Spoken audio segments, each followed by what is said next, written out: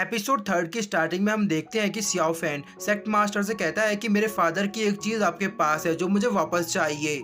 Xiao fan की बात सुनकर सेक्ट मास्टर को गुस्सा आता है, लेकिन वो खुद को शांत करते हैं और सियाओ फैन से कहते हैं कि वो चीज बहुत पावरफुल है, तुम्हारी बॉडी अभी इतनी स्ट्रांग नहीं जो उसे सह सके, इसीलिए मैं तुम्हें वो चीज नहीं दे सकता। तो सियाओ फैन मास्टर से कहता है कि मुझे इससे कोई फर्क नहीं पड़ता, वो मेरे फादर की चीज है इसलिए मुझे वापस चाहिए। तो सेक्ट मास्टर उससे कहते हैं कि अगर तुम इस कंपटीशन को जीत जाते हो तो मैं प्राइज के तौर पर तुम्हें वो चीजें लौटा दूंगा, और इस कंपटीशन को जीतकर तुम ये साबित कर सकते हो कि तुम उसके लायक हो, और इसके बाद एकेडमी में तुम्हारा एडमिशन भी हो जाएगा। तो सियाओ फैन कहता है कि हमारी डील पक्की रही, मैं उस कंपटीशन को जीत जाऊंगा और आपको मेरे फादर का सारा ट्रेजर मुझे वापस लौटाना होगा। यहाँ लिन भी अपने मन में सोच रही थी कि मुझे पूरा यकीन है सियाओ फैन उस कंपटीशन को जरूर जीत जाएगा। इसके बाद हमारा सीन शिफ्ट होता है और हम देखते हैं कि सियाओ फैन और लिन एक जगह पर जा रहे थे। तभी लिन सियाओ फैन से पूछती है कि आखिर तुमने उस पहाड़ से छलांग क्यों मारी। तो सियाओ फैन उसको बता ही रहा था कि तभी लिन उसके मुंह में कुछ घुसा देती है और उससे कहती है कि आइंदा से तुम ऐसा करने के बारे में मत सोचना। इसके बाद सियाओ फैन उससे पूछता है कि अभी तुमने मेरे मुंह में डाला वो क्या चीज थी, वो बहुत कड़वी है। तो लिन उसको बताती है कि वो एक एलेक्सियर है और वो मास्टर ने मुझे दिया था ताकि मैं तुम्हें खिला सकूं। इसके बाद वो सियाओ फैन को बताती है कि मास्टर ने मुझे तुम पर नजर रखने को कहा है। तो सियाओ फैन उससे पूछता है कि ऐसा क्यों।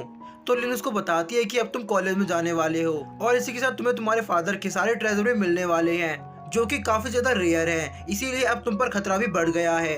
तो सियाओ फैंग बोलता है कि अब मैं समझ गया कि तुम क्या कहना चाहती हो, तुम्हारे कहने का मतलब है कि कुछ लोग मेरे से मेरे फादर का ट्रेजर छीनने की कोशिश करेंगे, और ऐसा भी हो सकता है कि सेक्ट मास्टर मुझ पर कोई कर्ज लगा दे जिससे मेरे सारी पावर्स खत्म हो जाएं, इसीलिए तुम मेरी हेल्प करना चाहती हो, है ना। तो लिन उसको बताती है कि सेक्ट मास्टर इससे भी कहीं ज्यादा कर सकते हैं, इसीलिए तुम्हें अलर्ट रहने की जरूरत है। तो सियाओ फैन उससे कहता है कि तुम्हें मेरी चिंता करने की जरूरत नहीं है, अभी कंपटीशन में काफी वक्त है और उससे पहले मैं एक ट्रिप पर जाने वाला हूँ। तो लिन इसकी बात सुनकर हंसने लगती है।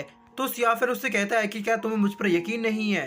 तो लिन उसका हाथ पकड़ती है और कहती है कि मुझे आप पर सबसे ज्यादा यकीन है। इसके बाद वो सियाओ फैन से कहती है कि अब मुझे अपनी ट्रेनिंग के लिए वापस जाना होगा, और वो सियाओ फैन को अलविदा कहकर ट्रेनिंग के लिए निकल जाती है।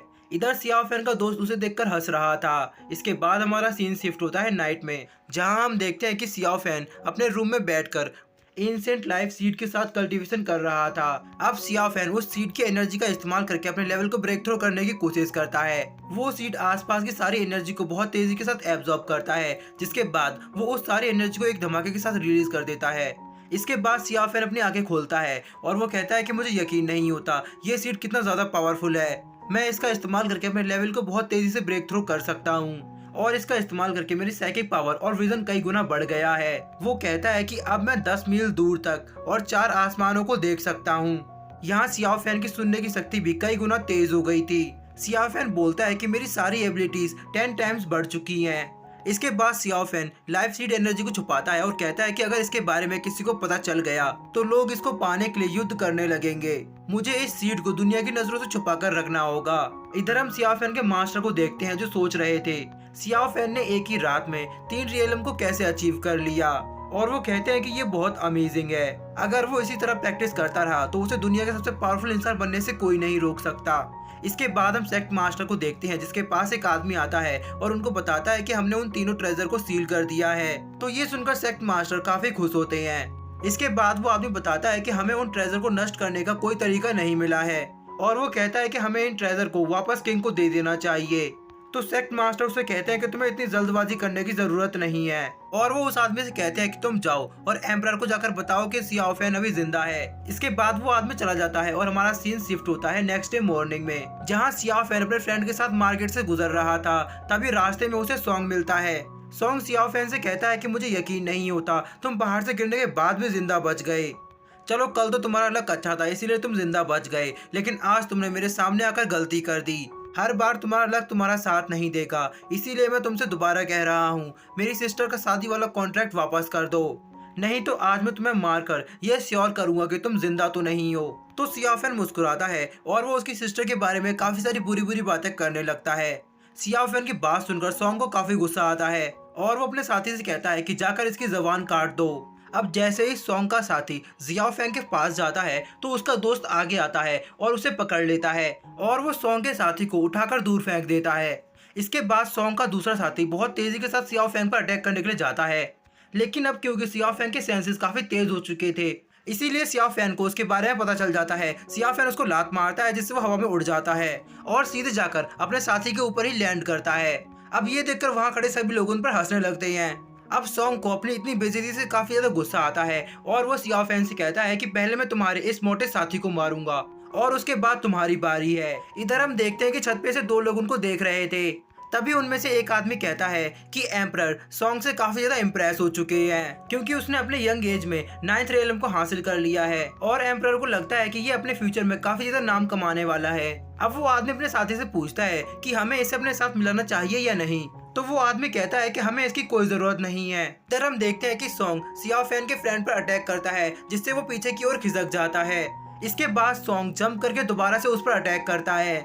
यहाँ सियाओ फैन का दोस्त उसके अटैक को ब्लॉक कर लेता है, लेकिन उसे काफी ज्यादा तकलीफ हो रही थी क्योंकि सॉन्ग काफी ज्यादा पावरफुल होता है। तो उसको देखकर सियाओ फैन सोचता है कि अगर ये फाइट ज्यादा देर चली तो मेरा दोस्त इसके सामने ज्यादा टिक नहीं पाएगा। और तभी हम देखते हैं कि सियाओ फैन अपने दोस्त की मदद करता है और वो सॉन्ग के पैर को पकड़कर खींच देता है, लेकिन सॉन्ग बैक फ्लिप मारकर अपने आप को गिरने से बचा लेता है। इसके बाद वो सियाओ फैन को देखता है और कहता है कि लगता है पहले तुम्हें मरना है, और वो ऐसा कहते ही सियाओ फैन पर अटैक करता है। लेकिन तभी सियाओ फैन भी अपने एनर्जी पंच से उस पर अटैक करता है और सियाओ फैन के एक ही एनर्जी पंच में सॉन्ग काफी दूर जाकर गिरता है। इसके बाद सियाओ फैन सॉन्ग के पास जाता है।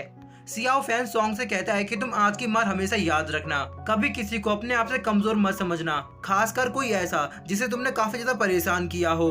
इसके बाद सियाओ फैन उसको पैरों से मारने लगता है। तभी सॉन्ग उससे कहता है कि जब तक मेरे अंदर सांस है मैं तुमसे लड़ता रहूंगा। इसके बाद सियाओ फैन सॉन्ग के हाथ को पकड़ता है। सॉन्ग पूछता है कि तुम ये क्या कर रहे हो, तो सियाओ फैन उससे कहता है कि मैं सारा खेल ही खत्म कर देता हूँ, और वो ऐसा कहते ही सॉन्ग के हाथ को तोड़ देता है। सियाओ फैन को इस तरह जुल्म करता हुआ देख कुछ लोग बोलते हैं कि सियाओ फैन पागल हो गया है, वो इस तरह लोगों को कैसे हर्ट कर सकता है, हमें इसके बारे में मास्टर को बताना होगा, वही इसे सजा दे सकते हैं। इधर सॉन्ग सियाओ फैन से कहता है कि तुम मेरे साथ ऐसा कैसे कर सकते हो, तो सियाओ फैन सॉन्ग से कहता है कि तुम बस इंतजार करो, अभी तो तुम्हारे साथ और भी बहुत कुछ होने वाला है। इसके बाद हम ऊपर खड़े हुए लोगों को देखते हैं जिनमें से एक आदमी बोलता है कि अब इस लड़के को मुझे ही संभालना होगा। और इसी के साथ हमारा आज का ये एपिसोड यहीं एंड हो जाता है।